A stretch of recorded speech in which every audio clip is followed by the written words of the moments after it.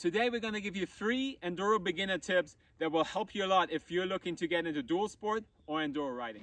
So if you're new to off-road motorcycle riding, going Enduro riding, going trail riding, definitely some of the most fun you can have on 2 wheels, but it can be difficult to figure out where to start and get a little bit of guidance, so we're here to help. Tip number 1 is just bike setup, right? Number 1, if you don't already have an Enduro bike or dual sport bike, make sure you start with a bike that's fits your skill level and ambition. You don't want to start with a bike that's too big and too powerful.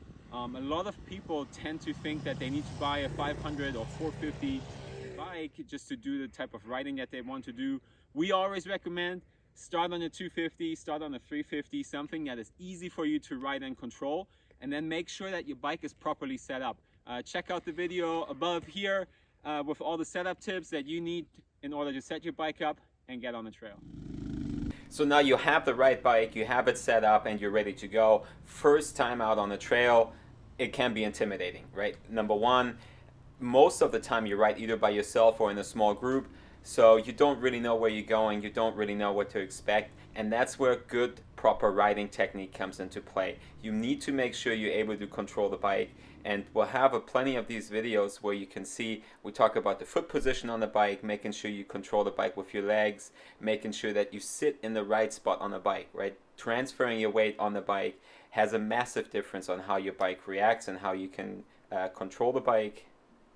And then from there, it's easy for you to just focus on the actual riding part, right? If you're constantly guessing if you're doing it right, if you're struggling along the way and it just makes it really difficult, it's hard to really have a good time if you're just constantly fighting the elements on your bike. So make sure you take the time to learn the proper fundamentals and then go out there and practice them and enjoy your trail riding.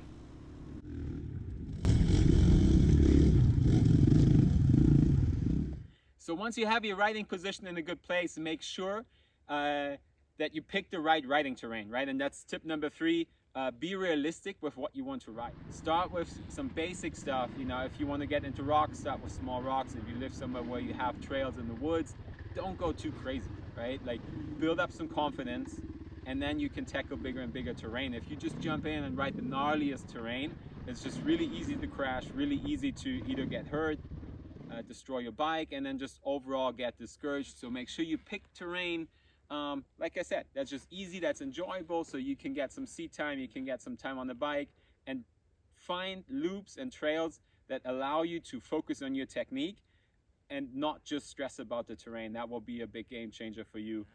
Bonus tip for you guys, number 4, is getting professional help, getting a riding school. And you'll be like, well, no surprise, the guy that owns a riding school tells me that I should take a riding school.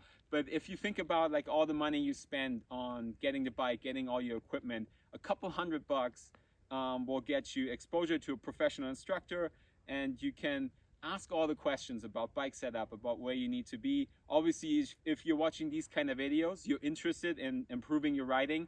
So I can only recommend signing up for a class, find an instructor near you that can help you. In a couple of hours, it will change your riding forever. You get the fundamentals down and it will be a lot more fun. If you guys like this type of content, please like and subscribe, and we'll see you guys in the next video.